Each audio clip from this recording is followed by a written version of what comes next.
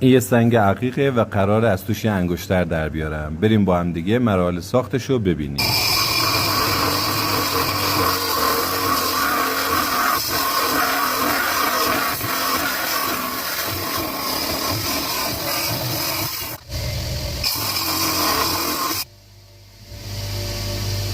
بعد از اینکه سنگ رو برش دادم، حالا نوبت اینه که روی سنگ یه سوراخ در بیارم.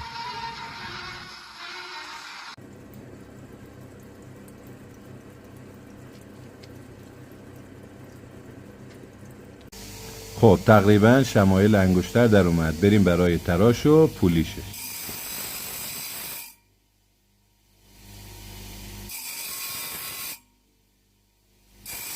توی این مرحله همه ناهمواری های طرحمون گرفته میشه و سنگ آماده میشه که بره برای پولیش.